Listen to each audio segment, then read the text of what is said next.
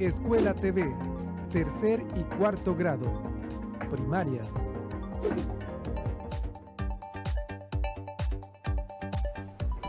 Hola, ¿qué tal, niños? Muy buenos días. Como ya te mencionamos, estamos en Escuela TV con los alumnos de tercer y cuarto grado de primaria. Vamos a empezar con la materia de historia. Soy la maestra Keila y tengo el gusto de que me acompañe el maestro Jorge Castillo. En esta ocasión quiero reconocer nuevamente el esfuerzo de todos los amiguitos. En pantalla están apareciendo algunas de las imágenes de las actividades que han compartido por medio del hashtag Escuela TV. Quiero mandar saludos muy especiales a todo García, a todo Santa Catarina y muchos de los municipios que están participando en estas bonitas actividades.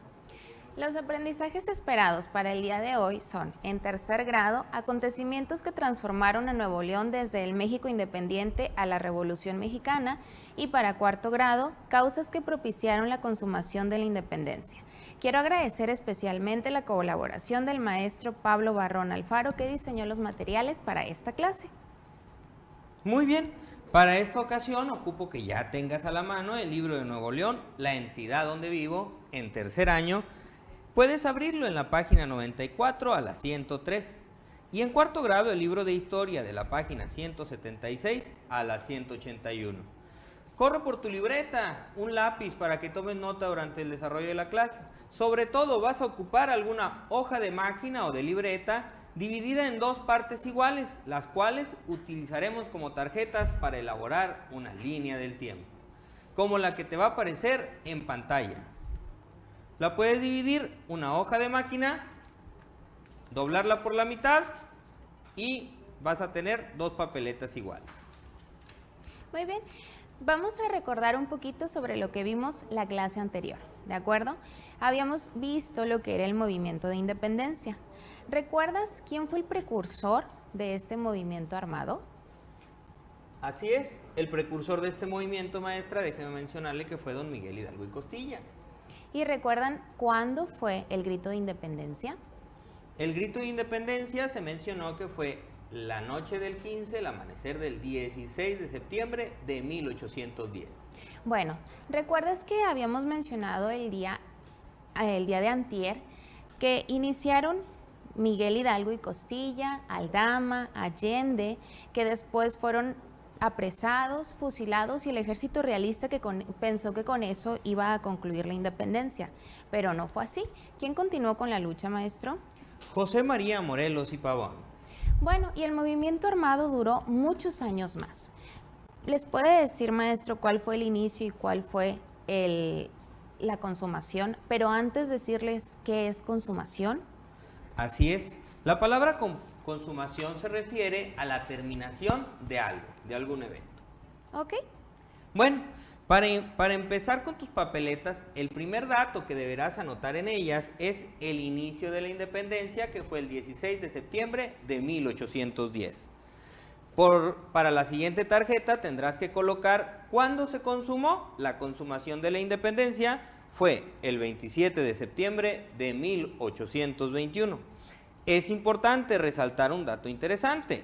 En ese momento, Iturbide entró a México siendo recibido entre aplausos tras haberse firmado el Tratado de Córdoba. ¿Y el Tratado de Córdoba, maestro, qué reconocía? El Tratado de Córdoba reconocía que México ya era independiente. Bueno, cuando México ya es independiente de España, surge un pequeño problema, o quizás un gran problema, porque eso generó muchas diferencias a lo largo de los años. El problema fue que no teníamos ahora quien nos gobernara. Por lo tanto, surgen dos bandos, liberales y conservadores. Los conservadores, como su nombre lo dice, querían conservar una monarquía y ser gobernados por un rey, y los liberales querían una república y tener un presidente. Entonces, ¿qué ocurre? Por parte de los conservadores nombran a Agustín de Iturbide como monarca de México, pero habíamos mencionado que también teníamos a los liberales. La gran parte de la república era liberal, por lo tanto muchas personas no lo reconocieron. Y entonces el siguiente dato que vas a anotar en tus papeletas te lo voy a proyectar en pantalla. En el año de 1824, Guadalupe Victoria se convierte en el primer presidente de México. Así es, en este mismo año, otro dato interesante es que en 1824 surge el Estado de Nuevo León y deja de llamarse el Nuevo Reino de León. En ese año, el gobernador José María Parás decreta la educación gratuita y obligatoria. Otro de los datos que vas a notar en tus tarjetas es que en 1824 surge el Estado de Nuevo León. Hasta ahorita ya llevas 4 anotaciones de Nuevo León. Hasta ahorita ya llevas 4 anotaciones. El inicio de la independencia, la consumación de la independencia, 1824 Guadalupe Victoria como primer presidente. Y 1824 que surge el Estado de Nuevo León. Bueno, ya te había mencionado que teníamos diferencias entre liberales y conservadores. La Constitución de 1824 fue desconocida, entonces como había muchas diferencias, anteriormente Texas pertenecía al estado de Coahuila, pero en Texas había muchas personas que hablaban inglés y que ni siquiera conocían pues las personas del mismo Coahuila, porque estaban muy alejados. Por lo tanto, ¿qué hace Texas? Se independiza y se separa de Coahuila. Eso fue en el año, ahora te lo proyectamos, de 1836. Es otro de los datos que va a ir en una de las tarjetas, ¿de acuerdo? Entonces ya tenemos otro dato más. 1836, Texas se separa de México. Posteriormente, Estados Unidos se apropia de Texas e invade nuestro país y toma posesión de algunos fortines, entre ellos Tenerías, y otro de ellos que es reconocido es el obispado. El obispado actualmente todavía cuenta con algunos de los vestigios, como los cañones que se utilizaron en dicho movimiento armado. Actualmente puedes visitarlo como un museo. Bueno, ya habíamos mencionado que seguían las diferencias entre liberales y conservadores y también habíamos comentado que Texas se había independizado de Coahuila. En el año de 1848, este es otro dato que va a una de tus tarjetas, México perdió la mitad del país. Ahí ya ahora sí firman el Tratado de Guadalupe y se reconoce la separación de Texas de México y la frontera natural que ponen es el río Bravo. Ese dato hay que anotarlo en la papeleta. En 1848, México pierde la mitad del país. Bien, para 1855, Santiago Vidaurri se proclama gobernador de Nuevo León. En ese entonces, el presidente era Antonio López de Santa Anna. Cabe destacar que Vidaurri estaba en contra del presidente de la República en ese momento y crea un movimiento armado, el cual se suma más adelante en apoyo a la Guerra de Reforma.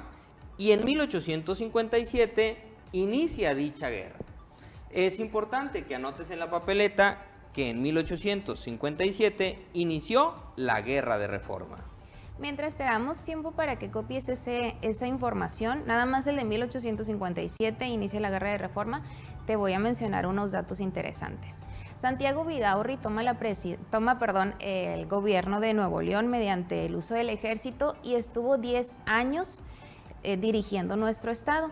Tenía muy buen ejército y aparte se defendía de lo que eran los comanches o tejanos porque querían tomar más territorio de lo que era de nuestro país, pero él afortunadamente pudo defenderlo muy bien. Otra cosa es que la Guerra de Reforma también se le conoce como la Guerra de los 3 años y era encabezada por Benito Juárez, ¿de acuerdo? Vamos a continuar. Este dato también va a ir en tu papeleta, ¿de acuerdo? Ya habíamos mencionado que seguían las diferencias entre liberales y conservadores. Al término de la Guerra de Reforma, queda como presidente Benito Juárez, pero debido a la guerra, pues queda muy endeudado. ¿Y a quién le debían dinero? Pues a varios países y entre ellos era Francia. Este dato va a tu papeleta. 1864 los franceses nombran a Maximiliano de Habsburgo como emperador. ¿Ok? Mientras tú anotas eso, te voy a dar un poquito más de datos de esa fecha. Cuando los franceses mandan a Maximiliano de Habsburgo, aquí en México Maximiliano es reconocido y es apoyado por los conservadores, porque recuerda que ellos querían una monarquía y querían pues un emperador, pero los liberales apoyaban a lo que era Benito Juárez. ¿Qué tuvo que hacer Benito Juárez? De estar en el centro del país con su gobierno, él tuvo que trasladarse al norte del país para poder seguir gobernando. Así es, para el 3 de abril de 1864, Benito Juárez declara a Monterrey la capital de México. Y otro de los datos muy interesantes que ocupo que anotes en tus papeletas es que el 15 de julio de 1867, Juárez toma la presidencia en la Ciudad de México. De acuerdo, mientras voy anotando ese dato, 15 de julio de 1867, Juárez toma la presidencia en la Ciudad de México. No olvides que si alguno de los datos se te ha pasado o sientes que va un poco rápido la clase, podrás consultarla más adelante por medio de las fuentes digitales, ya sea en Facebook o en YouTube. No importa, y puedes ir pausando. Al terminar la clase aparecerá de manera digital. Vamos a un corte y regresamos. Nuevamente, niños, y ahora toca el turno a la clase de español. Vamos a realizar algo que probablemente te va a gustar. No es necesario que tú lo hagas en casa, lo vamos a hacer aquí y te vamos a pasar los datos por si después tú lo quieres realizar junto con tu mamá y con tu papá. Antes de comenzar, te vamos a proyectar algunas de las imágenes que nos han compartido por medio de redes sociales. Tenemos a Jimena Guadalupe, que siempre nos ve desde casita por medio de TV. Ángel David, que también compartió sus actividades, y muchos más que han tenido la oportunidad de mandarnos sus evidencias. Ahora, para poder comenzar, vamos a ir a los aprendizajes. Los aprendizajes esperados para esta clase son: tercer grado, identifica las características y la función de los recetarios. Cuarto grado, comprende el significado de siglas y abreviaturas comunes usadas en formularios. Agradecemos nuevamente la colaboración de la maestra Aide de Alba Núñez, que ha diseñado los materiales para esta clase. Así es, los materiales que en esta ocasión vamos a necesitar son los siguientes y van a aparecer en pantalla. Te voy a invitar a que si quieres los puedes tomar nota, o si no, al final de la clase puedes ir a ver el video y observar los materiales. En esta clase vamos a ocupar huevos, aceite, pasas, azúcar, zanahoria, tenemos harina, tenemos Rexal, sal y un poco de nueces, así como un balde para mezclar y la charola para hornear. Muy bien, pequeñitos, ¿qué creen que vamos a hacer el día de hoy? ¿Qué creen? En pantalla les va a aparecer que en esta ocasión vamos a trabajar con un momento delicioso. Vamos a trabajar con galletas integrales de zanahoria.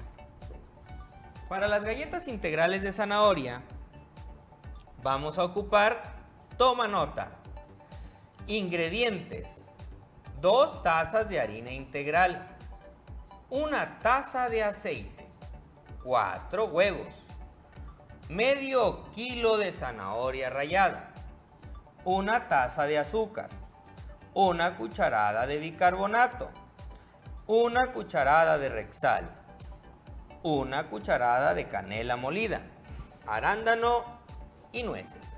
Maestro, antes de continuar, estoy observando en esa receta que dice tazas, pero la palabra está completa. Y después veo TZ, y en vez de decir kilogramo dice kg, y en vez de estar cucharada dice CDA. ¿Qué significa eso? Bueno, qué bueno que tome ese punto. Hoy es importante que tomemos en cuenta que en ocasiones se utilizan las abreviaturas. ¿Y qué son las abreviaturas? Qué bueno que lo pregunta. En pantalla te va a aparecer la definición de qué son las abreviaturas. Las abreviaturas son una forma corta de palabra. Esta es una abreviación ortográfica que busca acortar la escritura de una palabra y termina en punto. Oh, muy bien. Maestro, y entonces una vez que ya tengo todos los ingredientes, nada más los pongo juntos al mismo tiempo y ya con eso estoy haciendo mis galletas. Déjeme decirle, maestra, lo que sigue es el modo de preparación. ¿Cuáles serán los pasos que tenemos que seguir para lograr nuestra receta de galletas de zanahoria? En pantalla te van a aparecer los pasos. Paso 1, maestra. A ver, vamos a ver si usted va tomando nota también con los niños. En casita al final te van a aparecer estos pasos. Vamos a ir a pantalla a observar cómo la maestra va preparando estos pasos. Paso 1, colocar en un molde el aceite, los huevos y el azúcar. Aquí en pantalla te va a aparecer que la maestra ya está vertiendo el aceite, los huevos y el azúcar. Hay que tener mucho cuidado para evitar accidentes. Pídele a mami o a papi que te ayuden a elaborar la receta. Si tienes los materiales y si no, más adelante puedes intentar realizarla. Hay que ir mezclando rápidamente todos los ingredientes, el huevo, el aceite y el azúcar. Listo, maestro.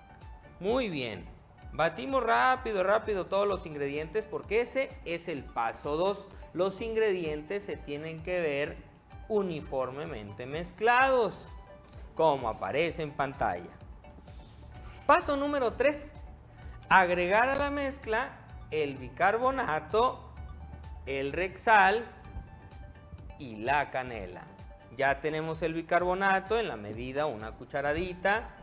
Ya tenemos el Rexal, una cucharadita. Y lo seguimos mezclando y agregamos por último la canela.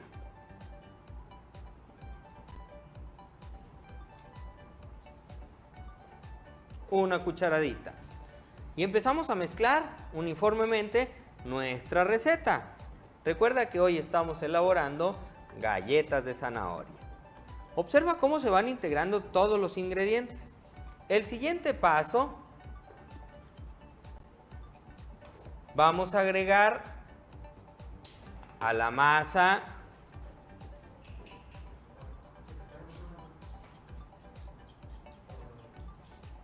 un poco de harina.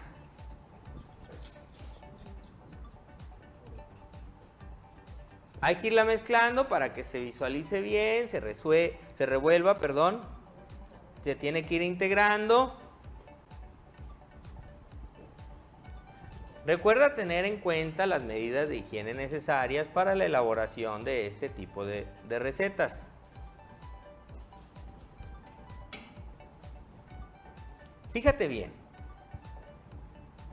cómo poco a poco la masa se va formando y empieza a batallar un poco con mezclar los ingredientes. En ocasiones y por lo regular, mami cuando hace este tipo de recetas utiliza las manos.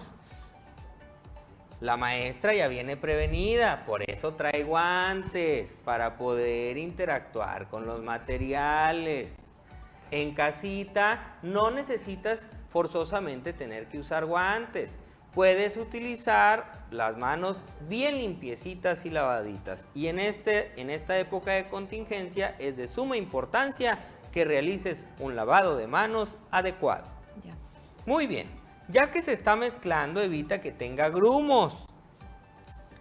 Bueno, lo que sigue es agregar los ingredientes adicionales. En este caso vamos a agregar la zanahoria, los arándanos y vamos a irlos integrando poco a poco a la mezcla que tenemos. Paso a paso agregamos los ingredientes y fíjate cómo se van integrando fácilmente a la masa, a la mezcla que ya formamos, que sigue estando un poco líquida. La mezcla del día de hoy es para galletas, por eso esas medidas y por eso la textura que tienen. Se empieza a mezclar la zanahoria, se agregan las nueces. Ay, pero qué rico se ve. ¿A quién no le gustan las galletas con nueces, con arándano, con zanahoria? Se ve delicioso. Muy bien, ya que se están formando, fíjate bien, el siguiente paso será empezar a colocarlos en la charola. Ya que vayamos terminando, vamos a ir preparando la charola para poder elaborar las galletas. Y vamos a ir colocando con una cuchara o con una cuchara de nieve, ir creando las bolitas para la forma de la galleta. ¿Ya lo hiciste? Nosotros, la maestra ya lo está elaborando. Va a ir al horno para preparar sus galletas. Y con la magia de la televisión, vamos a hornear por alrededor de 25 a 30 minutos a 250 grados. Y ahora vamos a encontrar estas deliciosas galletas. En pantalla están apareciendo las galletas que acaba de elaborar la maestra. Le quedaron deliciosas, súper grandes. Puedes compartir con tus hermanos, amigos y familiares. Ok, pequeñitos, vamos a continuar. ¿Qué es lo que vas a hacer en tu libreta? Bueno, en tu libreta vas a tomar nota de lo siguiente. La primera pregunta es, ¿cuáles son las partes de la receta? ¿De acuerdo? Esa es tu primera pregunta. ¿Cuáles son las partes de la receta? Maestro, ¿les puede ayudar? ¿Cuáles serían? Así es. En pantalla te van a estar apareciendo las partes de la receta. Es importante que tomes nota de estas partes, ya que son de suma importancia para elaborarla. Tenemos el título o nombre de la receta que elaboramos, que en este caso fue las galletas de zanahoria. El segundo, ¿cuál sería? El segundo sería los ingredientes. Hay que tener muy claro los ingredientes que vamos a necesitar. ¿Y el tercero?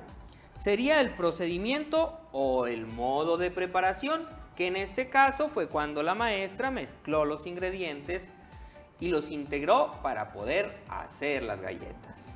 Maestro, hay que recordar algo muy importante. Cuando estábamos en el procedimiento yo observé los verbos, pero tenían una característica. ¿Cuál era? Estaban remarcados en negritas porque todos terminaban en infinitivo, en ar, er, ir. Ok, profe. Entonces, recordando, niños, ¿cuáles son las partes? Título o nombre de tu receta, ingredientes, procedimiento o modo de preparación y los verbos en infinitivo con terminaciones ar, er, ir. Eso sí lo vas a anotar en tu libreta, por favor. Te voy a proyectar cuál va a ser la tarea que te voy a encargar, porque esto lo vamos a necesitar para el día lunes, porque también vamos a realizar una actividad. También de tarea es investiga qué son las siglas y abreviaturas, para qué sirven, para qué se utilizan. Eso sí lo vas a agregar a tu carpeta de experiencia. Y para el lunes ten listo 2 tazas de harina, 3/4 de taza de sal, 2 cucharadas de aceite, 2/4 de taza de agua, colorante si acaso lo tienes, ¿de acuerdo? Recuerda que no es obligatorio tener los materiales, pero si deseas hacer los productos tan deliciosos como los que hicimos hoy, estas deliciosas galletas, te invito a que tomes nota. Y con esto terminamos la clase de español y vamos a un corte.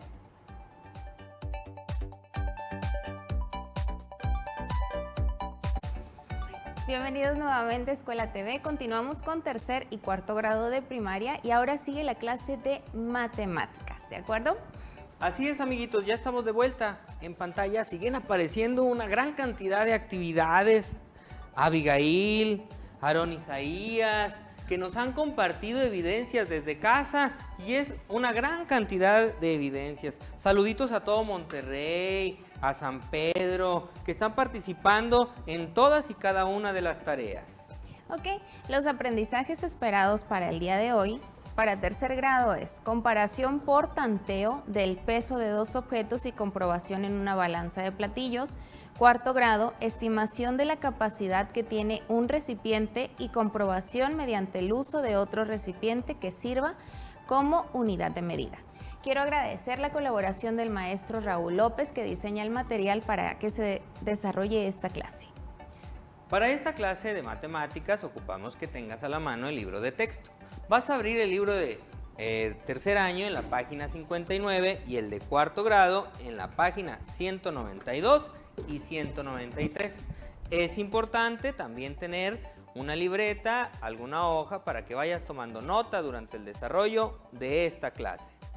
Algo bien importantísimo para que tengas a consideración y durante la tarea puedas realizar las actividades, vas a ocupar los siguientes materiales. En pantalla te van a aparecer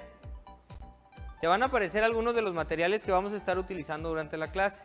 Tenemos unas fichas, son 5 fichas, 6 monedas, un puñito de frijoles, un tornillo, un sacapuntas, clips, un borrador. Aquí tenemos un embudo, una goma, una botella de garrafa, una botella grande y una botella chica.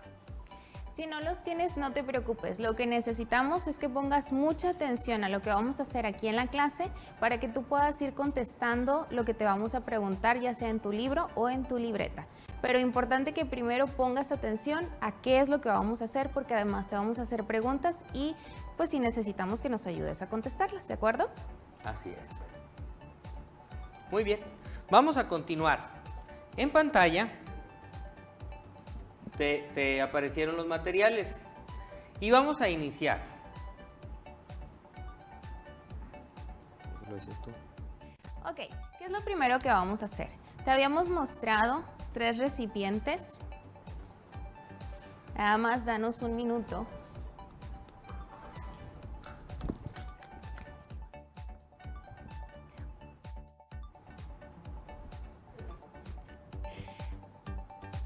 Ok, ahorita vamos a mostrarte algo, nada más espéranos tantititito.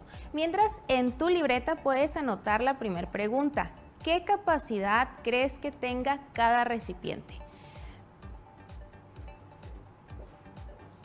Ok, ahora sí te los vamos a mostrar.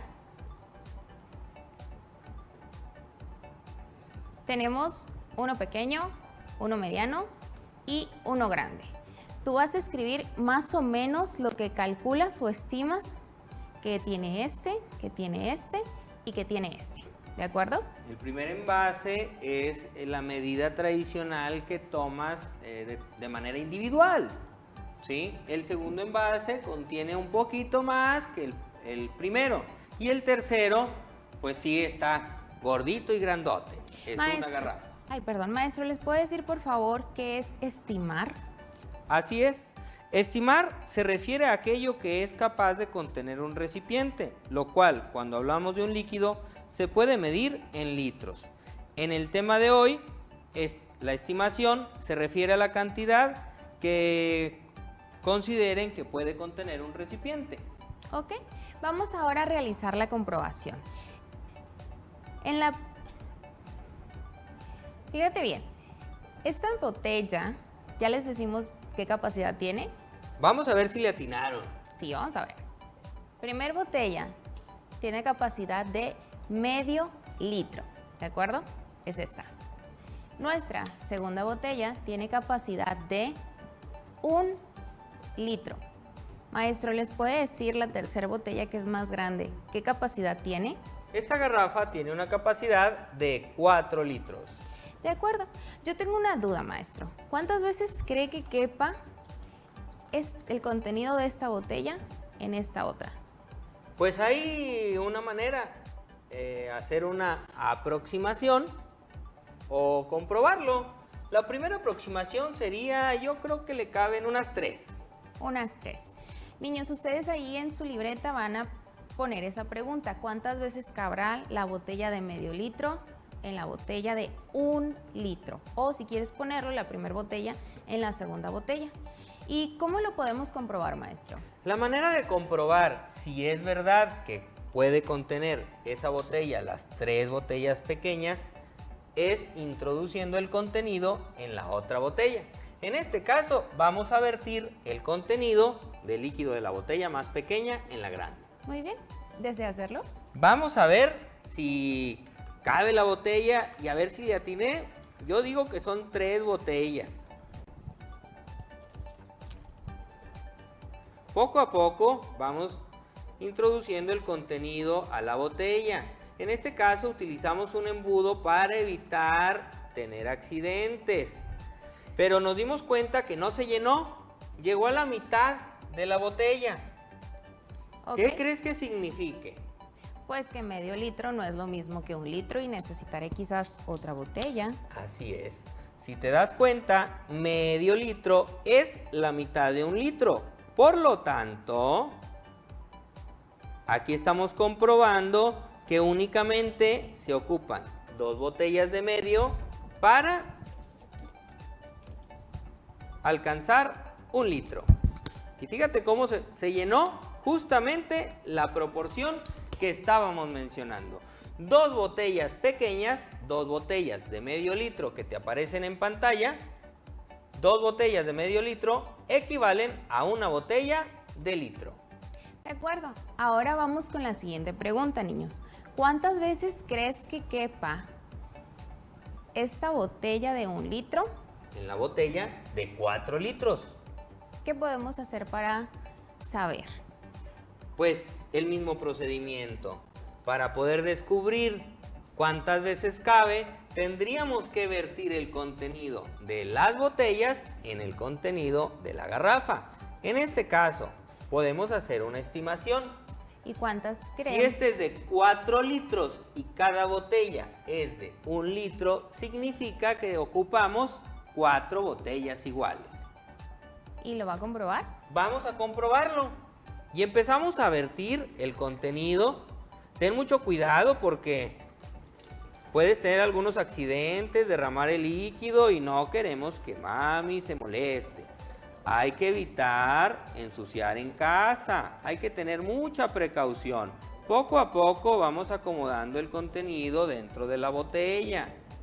Para nuestros amiguitos de radio, estamos vaciando la botella de litro en la garrafa de... voy a quitar el embudo porque va muy lento. En la botella de 4 litros. Aquí sí lo estamos haciendo directo porque el espacio para introducir el líquido es más grande y nos permite tener mejores maniobras. Y fíjate, ya llevamos 2 botellas. Hasta ahí significa que llevamos ¿cuánto, maestra? 2 litros. Así es, porque cada botella tiene 1 litro. Llevamos 2. ¿Cuántas dijimos que vamos a ocupar? 4. Vamos a ver si es verdad. Probablemente vamos a demostrarlo de la siguiente manera. Y seguimos vaciando el contenido poco a poco y con mucho cuidado de no derramar el líquido. Ya llevamos 3 y si vas observando cada vez se va llenando más. Si dividiéramos la botella en 3 partes iguales nos pudiéramos dar cuenta cómo es que se va llenando.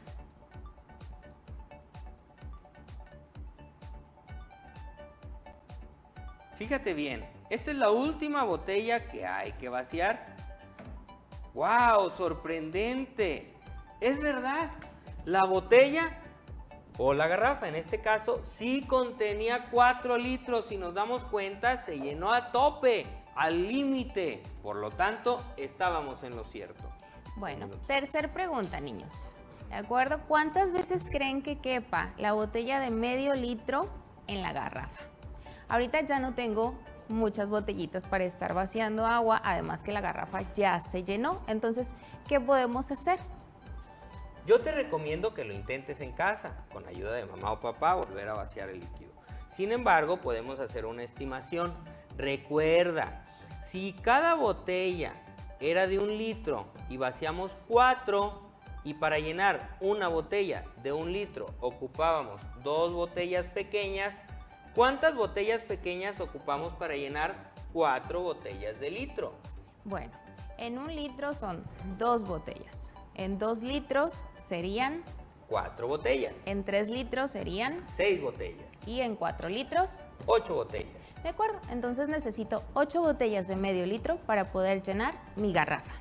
Así es, nuestra garrafa de 4 litros. Muy bien, para los alumnos de 4º grado les voy a pedir por favor que respondan su página 192 y 193. Ese va a quedar de tarea. ¿Qué es lo que vamos a hacer ahora? Vamos a también estimar cantidades, pero ahora con otros materiales. ya no vamos a usar litro, ahora vamos a ver peso. ¿De acuerdo? Vamos a ver, vamos a hacer algunas estimaciones. En pantalla va a aparecer una tabla. Puedes copiarla o al final de la clase transcribirla con más tiempo, pero ahorita ocupo que nos ayudes a intentar hacer una estimación.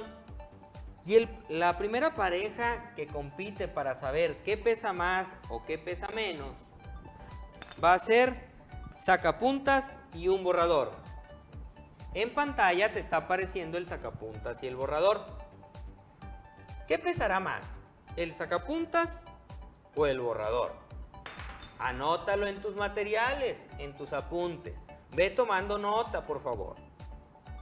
La segunda pareja son 6 monedas y 2 lápices. ¿Qué pesará más? 6 monedas o 2 lápices. Ve anotando ahí con ayuda de tu mami que te diga qué pesará más, si las monedas o el lápiz que tienes a la mano. Toma 2 lápices del mismo tamaño para comparar qué pesará más. Te vamos a proyectar nuevamente la tabla en pantalla para que puedas copiar. Anota, por favor, ve anotando, llevamos 2 parejas. Ahora sí, ¿ya lo hiciste? Observa entonces qué pesaba más, las 6 monedas, ya tenemos 6 monedas o los 2 lápices. Anótalo, no tienes todavía que comprobarlo. Vamos a ver si le atinaste. Ahorita estamos en el proceso de estimación. El lunes vamos a continuar con esta clase y vamos a poder comprobar. ¿Qué es lo siguiente que vamos a comparar, maestro? 5 corcholatas contra las 6 monedas. Como ya teníamos aquí 6 monedas, ahora vamos a compararlas con las 6 corcholatas. Taparroscas. En este caso, perdón, taparroscas. Pueden ser corcholatas, pueden ser taparroscas, lo que tengas a la mano. No te preocupes, no es obligatorio usar estos materiales. Igual, si no tienes estos materiales en casita, pues puedes hacer un aproximado o con otros materiales puedes cambiar la tabla. No hay ningún problema. Muy bien, ahora vamos a comparar qué es lo que crees que pese más. ¿Un borrador o un lápiz? ¿De acuerdo? Borrador o lápiz. Si no alcanzas a anotarlo, lo único que tienes que escribir es la respuesta, ¿de acuerdo? Siguiente comparación sería 10 frijolitos y 5 taparroscas. Como observas en pantalla, tenemos 10 frijolitos. Si tienes ahí la manera de sacar 10 frijolitos, y si no, un puñito de arroz contra las 5 taparroscas, y vamos a ver qué pesa más. Ok, en casita para los niños de tercer año se les va a pedir por favor que respondan la página 159, en donde también van a hacer estimaciones. Todavía no vamos a realizar la comprobación. Página 159 de tu libro de tercer año. Y de tarea te voy a pedir por favor que elabores la balanza.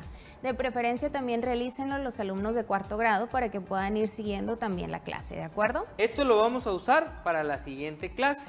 Vamos a hacer la comprobación de las estimaciones que hoy elaboramos. Con esto nos despedimos, vamos a una pausa y continuamos con la programación. Hasta aquí la materia de matemáticas. Bienvenidos nuevamente, niños. Continuamos con las clases para los alumnos de tercer y cuarto grado de primaria y ahora vamos a ver la materia de ciencias naturales. Así es, en pantalla siguen apareciendo muchas actividades muy laboriosas que se hicieron la clase pasada de naturales. Ahí vemos los diferentes experimentos. Agradecemos a Ángel del cuarto grado, de tercer grado también tenemos evidencias que han estado realizando todas y cada una de las divertidas actividades.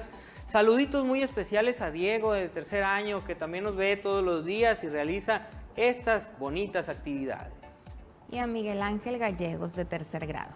Ok, los aprendizajes esperados para la clase del día de hoy es tercer y cuarto grado. Describe que el sonido tiene tono, timbre e intensidad. ¿De acuerdo? Agradecemos la colaboración de la maestra María Irene Cárdenas Castro, que diseñó los materiales para esta clase. En esta ocasión, los materiales que vamos a ocupar para elaborar los experimentos serán 5 vasos de vidrio de tamaño convencional, los que tienes en casita. Vas a utilizar una cuchara o algún lápiz, una hoja para que tomes nota, el libro de naturales de tercero de la página 114 a la 117. En pantalla te van a aparecer los vasos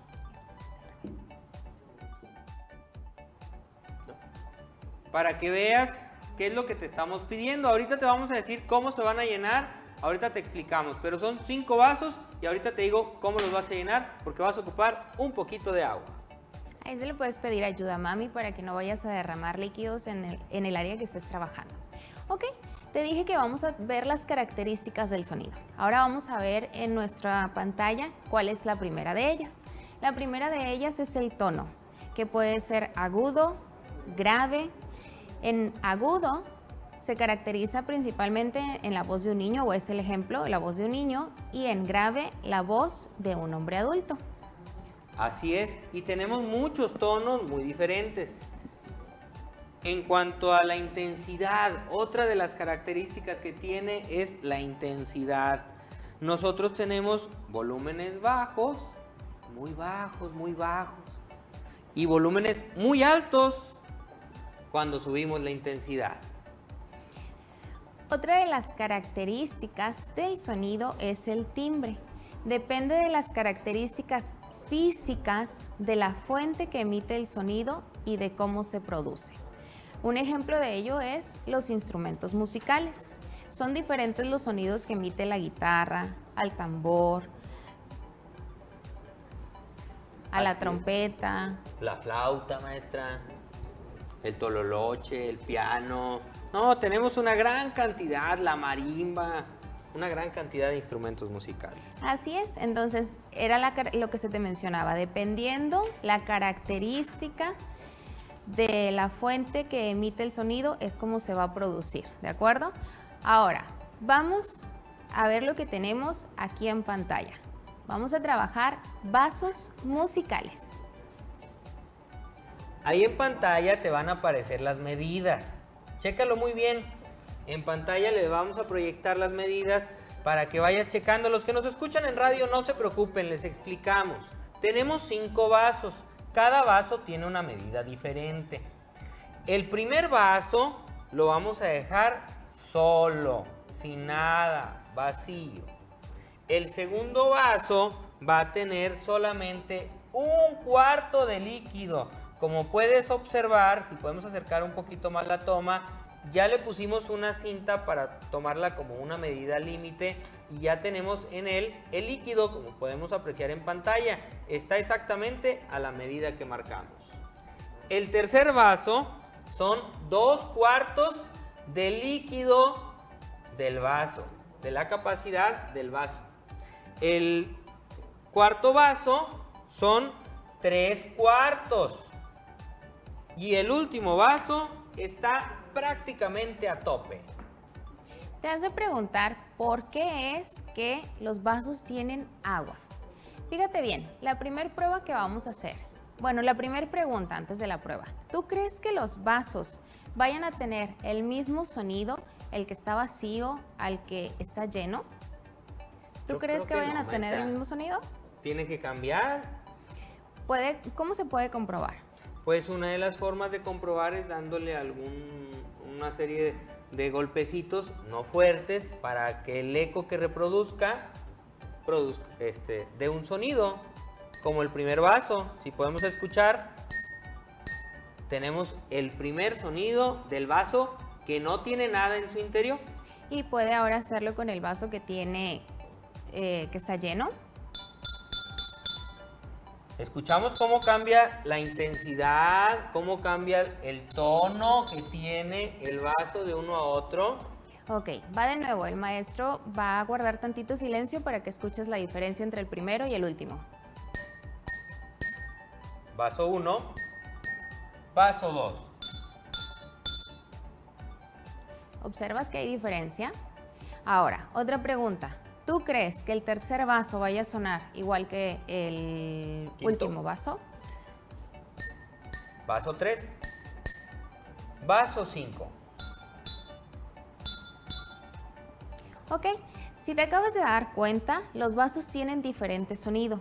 ¿A qué crees que se deba? Acabamos de escuchar que un sonido fue agudo y otro sonido fue grave. ¿Cuál será el sonido grave y cuál será el sonido agudo? ¿Les puede ayudar, maestro? Así es, como nos podemos dar cuenta, el sonido agudo lo tiene el vaso que no tiene nada, tiene tonos más agudos. ¿Y a qué se debe eso, maestro? Debido a que no tiene nada en su interior, el ruido viaja más rápido y eso produce un tono más agudo. ¿Y el sonido grave, por qué será? El sonido grave es el vaso que está lleno, entre más lleno, más grave es el tono, y es porque tiene un contenido que impide que el sonido viaje tan rápido y se hace más grave. Muy bien, en casa puedes ir practicando y creando notas musicales con los vasos que tengas. Vamos a proyectar rápidamente la conclusión. La cantidad de agua en los vasos en pantalla te va a aparecer. La cantidad de agua en los vasos afecta el sonido que produce al ser golpeados por la cuchara. Toma nota y si no, reprodúcelo más tarde para que puedas anotarlo. Con esto terminamos la clase de naturales.